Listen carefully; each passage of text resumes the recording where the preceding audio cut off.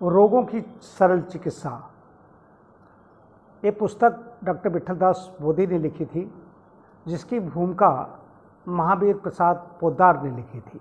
उससे कुछ अंश में उद्धृत करना चाहूँगा।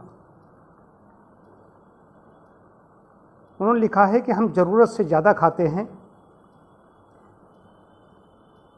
हम नहीं जानते कि हमें कितना खाना चाहिए। गलत चीज़ें खाते हैं। जो खाना चाहिए वो नहीं खाते। बिना भूख के खाते हैं। बेमेल चीज़ें खाते हैं। चबाकर नहीं खाते। दांतों से पूरा काम नहीं लेते। जितना चाहिए उतना पानी नहीं पीते। आवश्यक श्रम नहीं करते अथवा ज़रूरत से ज़्यादा और गलत तरीके का श्रम कर बैठते हैं। खुली हवा और धूप का पूरा इस्तेमाल नहीं करते। ठीक नहाना नहीं जानते। पूरी लंबी सांस नहीं लेते। गंदी हवा और गंदे वातावरण में रहते हैं। व्यर्थ की चिंताओं और कार्यों में मन को परेशान रखते हैं। शारीरिक और मानसिक शक्तियों का अपव्यय करते हैं। कोई न कोई नशा अथवा दूसरी कोई बुरी आदत अपने पीछे लगाए रहते हैं।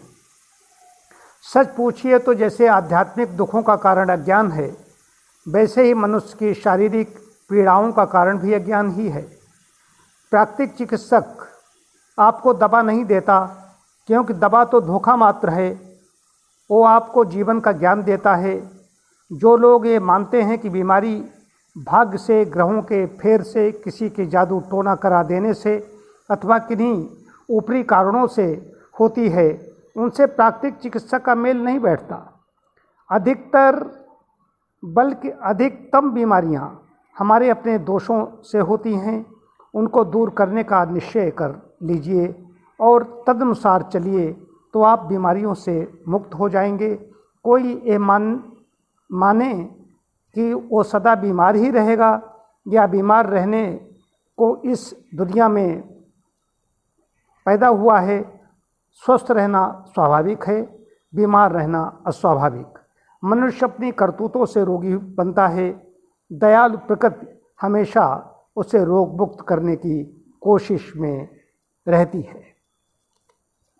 ये मैंने पत्र इसलिए रोगों की सरल चिकित्सा डॉक्टर विट्ठलदास बोधी की पुस्तक है। उन्होंने महावीर प्रसाद पोद्दार से इसकी भूमिका लिखने के लिए कहा था। उन्होंने इसकी भूमिका लिखी।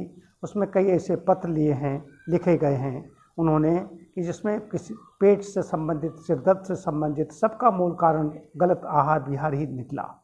यदि आहार हमारा ठीक हो जाए, कब खाना है, कैसे खाना है, कितना खाना है, क्या खाना है, ये ज्ञान हो जाए, तो 80 से 85% बीमारियों से हम बचे रहेंगे। आगंतुक रोग होते हैं, कोई संक्रमण से कोई रोगी हो जाता है। हालांकि इम्यूनिटी हमारे अंदर पर्याप्त होगी तो संक्रमण भी हमारा कुछ नहीं कर पाएगा, उससे हम निकल लेंगे। संक्रामक रोग भी, कोई संक्रमण ग्रस्त है, किसी संक्रमण से ग्रसित है, तो उसका भी हमारे ऊपर कोई प्रभाव नहीं पड़ेगा। इम्यूनिटी हमारी ठीक रहेगी इस तरीके से। तो मुख्य कारण बता दी है। जैसे आध्यात्मिक दुखों का कारण अज्ञान है, वैसे ही रोगों का कारण अज्ञान है। तो हमें इस क्षेत्र में अपना ज्ञान बढ़ाना होगा।